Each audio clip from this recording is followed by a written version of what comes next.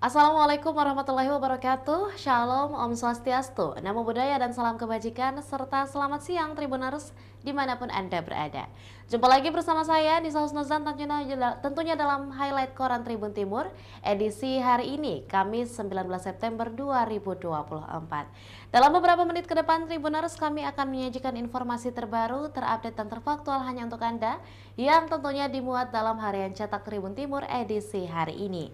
Nah, untuk Anda yang tidak ingin ketinggalan informasi, jangan lupa langsung menghubungi hotline subscriber di 0411-811-5500 melalui fixed phone atau menghubungi hotline Tribun Family Card di 081141135555 sesuai dengan box yang ada di bawah Tribuners.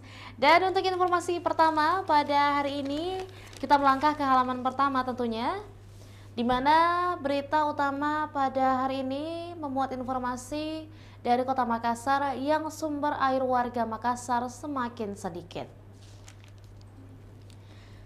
Dikutip dari Kota Makassar, Tribun Timur, Tribuners, musim kemarau di Kota Makassar berdampak pada berkurangnya sumber air bersih masyarakat. Daerah paling berdampak kekeringan saat ini adalah wilayah utara Makassar.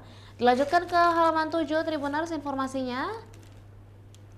Wali Kota Makassar Dani Pumanto meminta perusahaan air minum daerah atau PDAM Kota Makassar untuk memaksimalkan layanan air bersih kepada pelanggan, tepatnya di tengah ancaman kekeringan saat ini. Dani menyampaikan kekeringan disebabkan oleh puncak kemarau. Akibatnya, sumber air baku PDAM yang ada di Bendung Leko Pancing Maros mengalami gangguan. Informasi selengkapnya tentunya dapat Anda baca di halaman 7 Tribuners. Lanjutan dari informasi pertama tadi juga ada pernyataan dari BMKG, di mana BMKG mengatakan bahwa belum ada tanda-tanda akan hadirnya hujan. Kekeringan mengancam wilayah Kota Makassar, suplai air bersih dari Bendungan Leko Pancing Maros menurun. Hal ini terjadi karena hujan tak kunjung turun, khususnya di daerah Maros dan sekitarnya.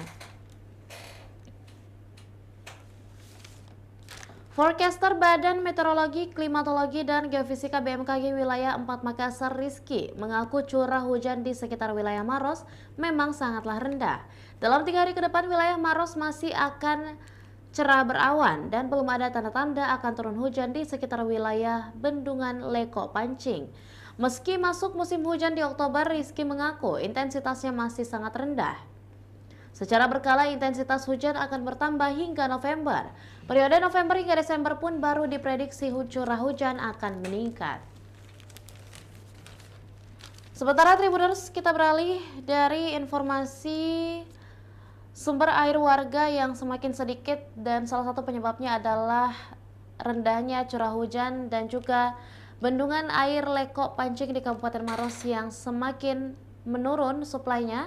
Kita beralih ke informasi berikutnya, di mana beberapa pemuda dan pemudi Indonesia berhasil meraih prestasi untuk Sulawesi Selatan di PON dari tahun 1973 hingga 2021. Informasi diantaranya adalah untuk peringkat 6 berhasil diraih pada tahun 1973, di mana pada saat itu kontingen dari Provinsi Sulawesi Selatan berhasil meraih 6 emas, 12 perak, dan 19 perunggu. Sementara pada tahun 1977 di PON ke-8 Jakarta, Sulsel berhasil meraih posisi peringkat ke-7 dengan peraihan 9 emas, 7 perak, dan 7 perunggu. Kemudian meningkat pada tahun 1981, Sulsel berada di peringkat keempat dengan raihan total medali emas 29, 26 medali perak, dan 29 medali perunggu. Pada tahun 1985 di bagian bawah Tribuners, Provinsi Sulawesi Selatan berhasil meraih 20 emas, 32 perak, dan 40 perunggu. Pada tahun 1989, pada peringkat 8, Sulsel meraih 18 emas, 22 perak, dan 30 perunggu. Pada tahun 1993, Sulsel di peringkat ke-7 meraih 14 emas, 15 perak dan 25 perunggu. Lalu kemudian pada tahun 1996 di PON ke-19, Sulsel menduduki posisi ke-8 atau peringkat ke-8 dengan raihan 12 emas, 21 perak dan 24 perunggu. Di peringkat 10 pada tahun 2000, Sulsel meraih 12 emas, 13 perak, 18 perunggu. Pada PON Palembang 2004 kemudian berhasil meraih 17 emas, 21 perak dan 17 perunggu. Pada tahun 2008 di Kalimantan Timur berhasil meraih peringkat ke-6 dengan raihan 25 emas, 25 perak dan juga 23 perunggu. Pada tahun 2012 kemudian Sulsel berhasil meraih 19 emas, 17 perak dan 20 perunggu, berhasil menduduki peringkat ke-7. Pada tahun 2016 di PON ke-19 Jabar, Sulsel berhasil meraih atau menduduki peringkat ke-12 dengan raihan 12 emas, 23 perak dan 18 perunggu. Lalu pada PON Papua pada tahun 2021, Sulsel berhasil meraih 11 emas, 13 perak dan 13 perunggu. Dan yang terakhir, update terbaru di PON ke-21 Aceh Sumatera Utara pada tahun 2024 kali ini, peringkat sementara Sulsel berhasil meraih posisi ke-17 dengan raihan 9 emas, 17 perak dan 15 perunggu. Tentunya update terbaru di pelaksanaan PON pada tahun 2024 berlangsung di Aceh Sumatera Utara ini akan kami informasikan update-nya hari demi hari Tribuners. Dan kita beralih ke informasi lainnya di halaman pertama.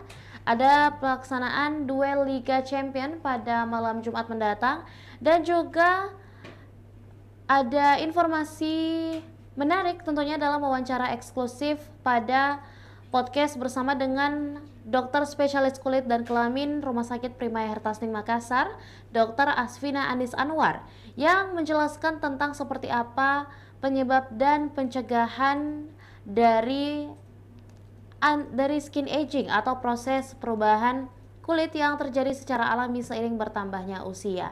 Lalu kemudian pada kutipan spesial, Ibu Dr. Asfina Anis Anwar menyatakan atau menyarankan untuk memakai skincare yang tepat dan menjelaskan seperti apa penyebab dan solusi dari skin aging ini. Selengkapnya tentunya dapat Anda baca di halaman pertama yang dilanjutkan pada halaman 7 Tribuners.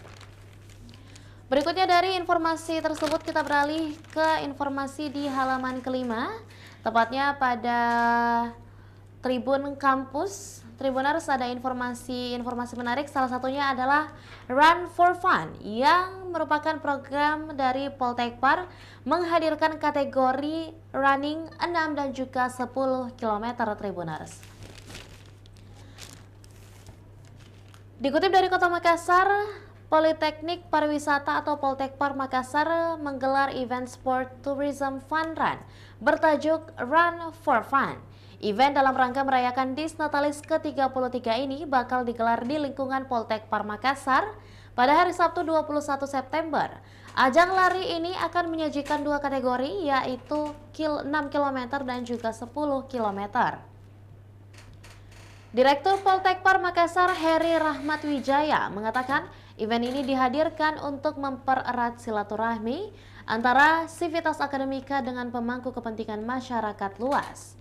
Heri berharap fun run ini dapat menjadi agenda tahunan yang terbuka untuk umum, mengingat antusiasme masyarakat terhadap olahraga lari sangatlah tinggi. Di kesempatan yang sama, Ketua Prodi Pengelolaan Konvensi dan Acara Poltekpar Makassar Amiruddin Hamzah menyebut fun run ini bukan hanya sebagai ajang silaturahmi, melainkan juga menjadi sarana praktik bagi mahasiswa Poltekpar Makassar, di mana ini merupakan praktik bagi mahasiswa semester 5 dan 7 program studi pengelolaan konvensi dan acara. Project Leader Tourism Fun Run Muhammad Reza Anugrah Agus menambahkan event ini bakal diikuti oleh sebanyak 1.500 peserta. Peserta tersebut terdiri dari mahasiswa, staf, dosen, alumni, mitra kerja Poltekpar Makassar, serta komunitas lari. Tentunya untuk pembiayaannya sendiri juga akan dilaksanakan secara gratis dan pendaftaran telah ditutup kemarin, tepatnya pada hari Rabu 18 September.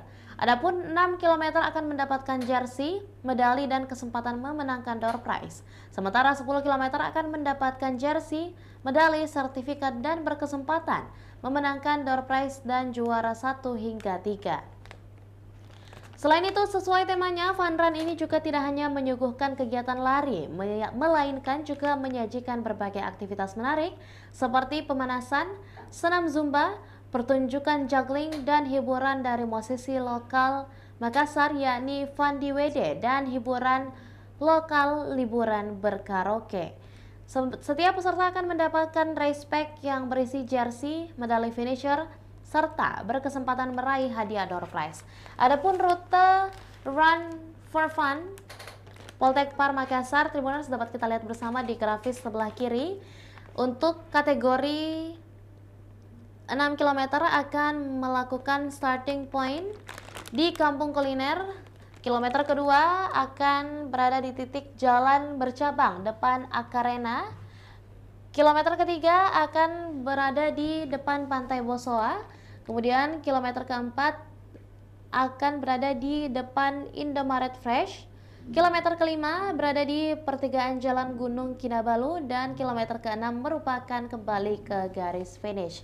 Yang terakhir, Tribuners, untuk informasi 10 km dimulai sama-sama dari Kampung Kuliner. Kilometer kedua juga akan berada di Jalan Bercabang depan Akarena. Kilometer ketiga tepatnya di depan Pantai Bosoa. Nah, di kilometer keempat sendiri untuk rute 10 km akan masih terus hingga ke depan kantor Nasdem. Kilometer kelima akan berada di depan putaran Hotel Gamara. Dan kilometer ke-6 akan berada di depan bekas proyek. Kilometer ke-7 depan kapsul Pantai Bosoa. Kilometer ke-8 akan berada di depan Indomaret Fresh juga. Kilometer ke-9 berada di pertigaan Jalan Kinabalu, dan kilometer terakhir atau kilometer ke-10 berada di garis finish. Informasi dari kampus lainnya juga dari Universitas Hasanuddin datang dari unit kegiatan mahasiswa fotografi Universitas Hasanuddin yang memamerkan sebanyak 149 karya foto mahasiswa yang dipamerkan. Dikutip dari Kota Makassar, Tribun Timur, unit kegiatan mahasiswa fotografi atau UKM Foto Universitas Hasanuddin kembali menggelar acara tahunan bertajuk Pameran Pojok Diksar 33. Bertajuk Ambience, event ini berlangsung di area pelataran MKU Universitas Hasanuddin Makassar pada hari Rabu 18 September lalu. Kegiatan ini memajang hasil karya fotografi dari 51 anggota baru UKM Fotografi Unhas yang telah mengikuti materi dan berpartisipasi aktif dalam berbagai sesi hunting sejak bergabung. Adapun nama pameran pojok berasal dari lokasi awal penyelenggaraan acara ini yang selalu bertempat di sudut tertentu di kampus Unhas dan berlangsung hingga 21 September 2024. Seiring waktu, pameran ini berkembang menjadi ajang yang ditunggu-tunggu oleh anggota baru untuk memamerkan hasil jepretan mereka kepada publik. Secara total ada sebanyak 149 karya foto yang dipajang. Selain pameran foto, rangkaian acara juga mencakup talk show, lomba foto on the spot, serta berbagai penampilan peserta menarik lainnya. Dalam talk show tersebut menampilkan pembicara Sekretaris Pewarta Foto Indonesia atau PFI Makassar, Bapak Sanofra JR, yang membahas tentang foto jurnalistik. Sementara itu, Ketua Panitia Andi Dwi Saputra menyebutkan bahwa pameran ini merupakan wadah apresiasi bagi karya-karya fotografer muda Unhas yang baru bergabung, sekaligus menjadi ajang bagi mereka untuk belajar dan mengasah kemampuan fotografi mereka secara nyata. Pameran ini terbuka untuk umum dan diharapkan dapat menarik perhatian mahasiswa serta pecinta fotografi di Kota Makassar.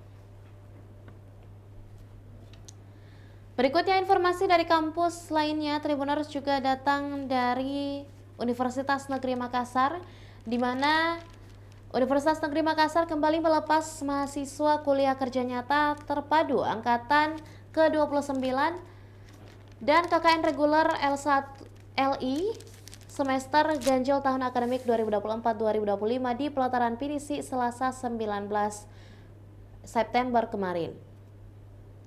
Ketua Satgas KKN Universitas Negeri Makassar Suarlin mengungkapkan KKN sebanyak 1.844 mahasiswa akan mengikuti program KKN yang terdiri dari KKN PPL terpadu sebanyak 1.145 orang dan KKN reguler sebanyak 699 orang. Mereka tersebar ke 7 kabupaten dan kota di Provinsi Sulawesi Selatan. Menurutnya, KKN merupakan titik balik kemajuan dalam memperlihatkan kualitas diri kepada masyarakat. Profesor Karta Wijaya juga dalam arahannya menyampaikan pesan yang mendalam bagi peserta KKN. Menurutnya, KKN merupakan titik balik kemajuan dalam memperlihatkan kualitas diri kepada masyarakat. Lebih lanjut, ia juga menekankan kepada mahasiswa agar mampu melihat kondisi apa yang dibutuhkan oleh masyarakat setempat hingga bisa menyusun program kerja yang betul-betul bisa bermanfaat bagi masyarakat. Ia juga mengingatkan agar mampu melibatkan seluruh elemen masyarakat yang ada di lokasi KKN masing-masing sehingga setiap program dicanangkan berjalan dengan baik dan juga tepat sasaran. Informasi lainnya di Tribun Kampus pada hari ini, Tribuners, ada dari pojok komunitas di mana WNA di Indonesia bisa mengajukan Golden Visa dan juga pengabdian internasional dosen Unismu Aquaponik sebagai media pembelajaran di Sekolah Indonesia Makkah. Dan berikutnya Tribuners, kita beralih dari Tribun Kampus ke halaman ke-8, tepatnya di Tribun Politik, di mana ada informasi mengenai beberapa program kerja yang digagas oleh para bakal calon wali kota Makassar. Salah satunya ada pasangan calon wali kota dan wakil wali kota Makassar Munafri Arifuddin dan Alia Mustika Ilham yang menyalurkan sebanyak 15 ton air bersih kepada warga yang mengalami kesulitan air di beberapa kecamatan seperti Tallo dan Bontoala pada hari Selasa 19 September lalu.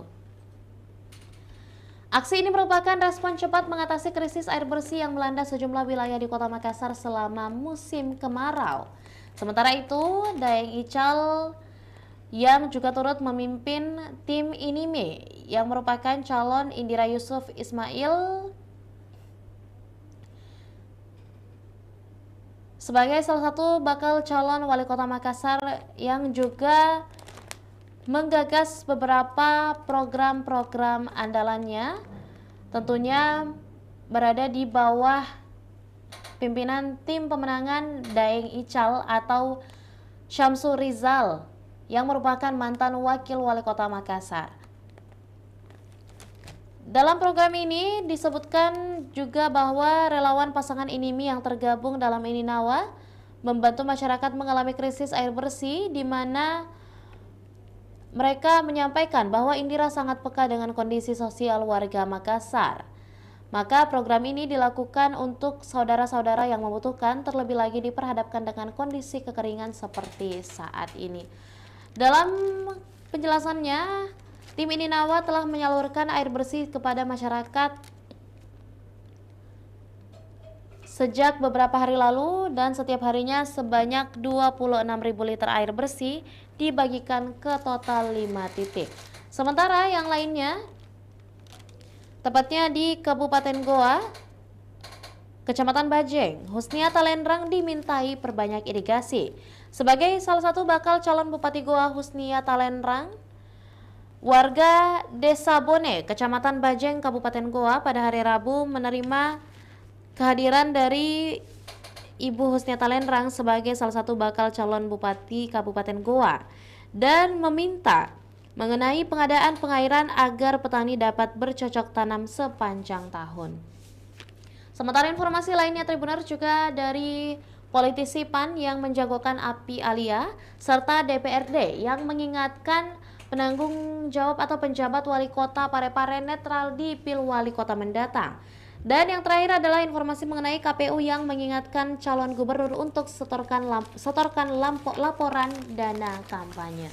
Dan Tribuners, informasi tersebut tentunya dapat Anda baca selengkapnya di Harian Koran Tribun Timur edisi hari ini, Kamis 19 September 2024 di halaman pertama, dan juga tentunya halaman lainnya memuat informasi-informasi yang bermanfaat untuk Anda. Dan demikianlah informasi yang dapat kami sajikan dalam highlight Koran Tribun Timur kali ini. Jangan lupa bagi Anda yang tidak ingin ketinggalan informasi, menghubungi langsung hotline subscriber di 0411 8115500 melalui fix phone, atau menghubungi hotline Tribun Family Card di 081 1413 5555 melalui SMS ataupun WhatsApp. Dan dengan demikian itulah seluruh informasi yang kami sajikan hari ini. Saya Nisa Husnuzan mewakili seluruh rekan kru yang bertugas pamit undur diri. Wassalamualaikum warahmatullahi wabarakatuh dan sampai jumpa. Download Tribun X sekarang, menghadirkan lokal menjadi Indonesia.